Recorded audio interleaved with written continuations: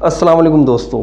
America ने एक ऐसी किताब बनाई है जिसे वो नाउज़ुबिल्लाह कुरान का नाम दे रहा है, जबकि मुसलमानों का ये ईमान है, हम तमाम मुसलमानों का, कि कुरान जैसी ना तो कोई किताब आई है और ना आएगी। कुरान यूनिक है और हमेशा यूनिक ही रहेगी। और कुरान की हिफाजत का वादा अल्लाह ताला ने ख़ुद किया है कि उसकी हिफाजत अल्लाह ताला के ज़िम्मे है और वो हमेशा इसकी हिफाजत करेगा।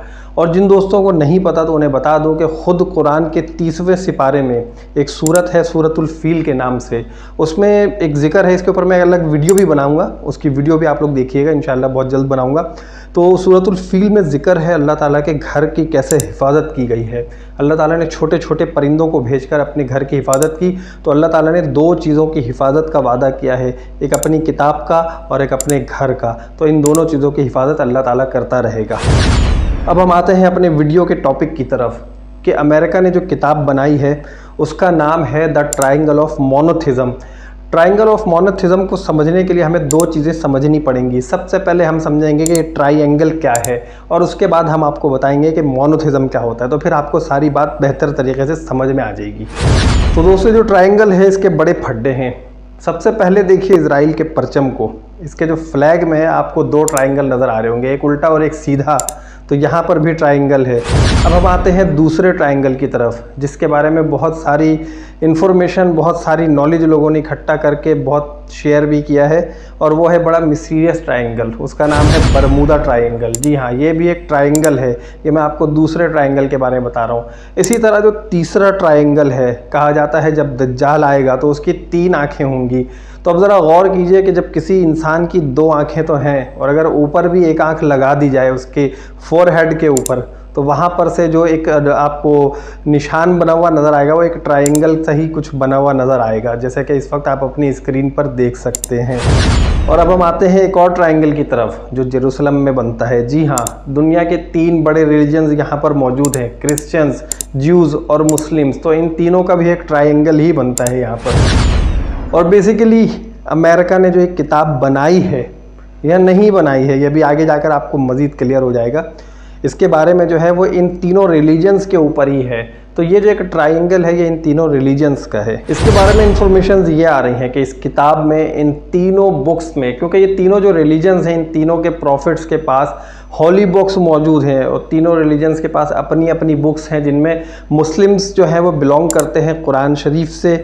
उसके अलावा जो क्रिश्चियंस हैं वो बिलोंग करते हैं गॉस्पेल यानी कि बाइबल से, और जो हमारे ज्यूज़ हैं वो बिलोंग करते हैं तौरेत से। तो इन तीनों के पास ये सारी रिलीजियस बुक्स मौजूद हैं और कहा यह जा रहा है कि इन तीनों बुक्स में से जो डिस्टॉर्टेड वर्सेस हैं उनके एक कलेक्शन है और उस कलेक्शन से ये बुक बनाई गई है। तो ये जो है यहाँ पर आपको ये ट्रायंगल समझ में आता है ये ट्रायंगल क्या है। और अब हम आपको बताते हैं कि मोनोथिज़म क्या है। मोनोथिज़म दरअसल देखें, ये जो 3 रिलीजन्स हैं ये किसी ना किसी तरह अल्लाह को एक ज़रूर मानते हैं।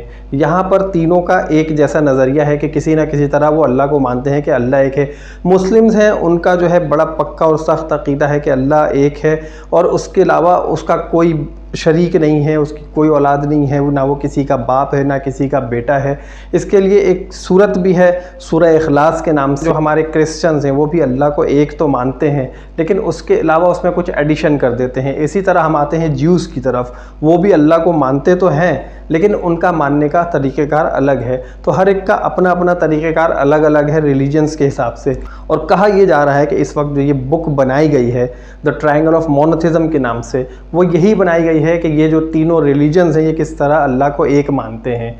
अब मैं आपको बताता हूँ कि इसके पीछे हकीकत क्या है, क्या ऐसी बुक कोई मौजूद है भी या नहीं है, मतलब ये एग्जिस्ट करती है या सिर्फ और सिर्फ एक वायरल क्लेम है इसी तरह जिसे बताया जा रहा है कि बस ये किसी तरह कोई बुक बना दी है और चल रहा है। और कहा यह भी जा रहा है कि ये बुक बनाकर कुवैत में फ्री ऑफ कॉस्ट डिस्ट्रीब्यूट की गई हैं।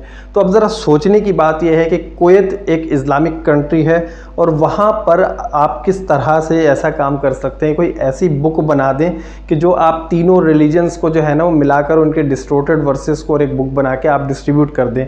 तो ऐसा हरगिज़ नहीं हुआ है, कुवैत में कोई डिस्ट्रीब्यूशन नहीं हुई है। अगर वहाँ पर होती तो वहाँ के अपनी लॉज हैं अकॉर्डिंग टू इस्लाम कि ऐसी चीज़ करना जो है अगेंस्ट इस्लाम है, ये ब्लास्फेमी में भी आता है और डिसरिस्पेक्टफुल एक्ट है। इसके ऊपर जो है वहाँ पर सख्त कवानीन भी हैं। तो ऐसा कुछ भी नहीं, अगर ऐसा कुछ होता तो कोई ना कोई ऐसी खबर आती।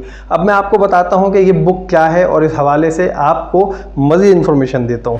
दरअसल ये एक बुक लिखी गई थी, एक राइटर है जॉर्ज फ्रैंकल के नाम से, और उन्होंने एक बुक लिखी थी द 3 फेजेस ऑफ मोनोथिज्म। लेकिन ये बुक आज की नहीं है मेरे दोस्तों, ये बुक आज से 18 साल पहले की है। अभी भी आप जाकर देखें तो अमेज़ॉन पर ये बुक मौजूद है और 2005 में बुक पब्लिश की गई थी। लेकिन इसमें कहीं भी ऐसा नहीं किया गया था कि इन तीनों जो रिलीजियस बुक्स हैं उसमें से वर्सेस लेकर शामिल किया गया हो, डिस्टोर्टेड वर्सेस को, या किसी तरह उनके कॉन्टेक्स्ट को इस तरह शामिल किया गया हो।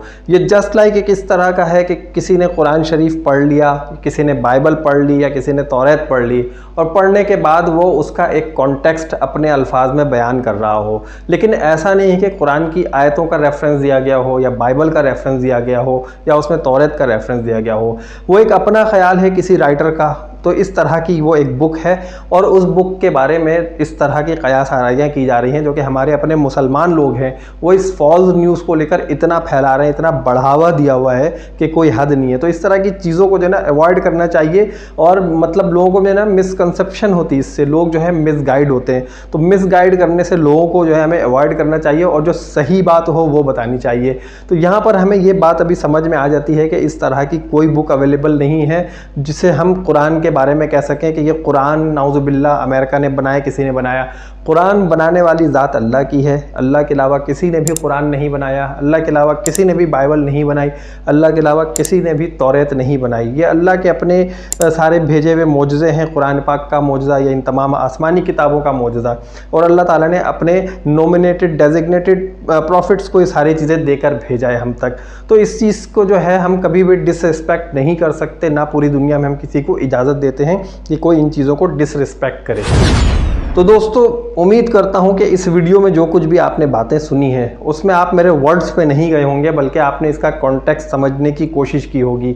और जब आप इस वीडियो का कॉन्टेक्स्ट समझ गए तो आपको ये भी पता चल गया कि अल्लाह ताला की जो अजीम किताब है कुरान, उसको कभी भी तब्दील नहीं किया जा सकता, ना कोई तब्दील करने की जुर्रत कर सकता है।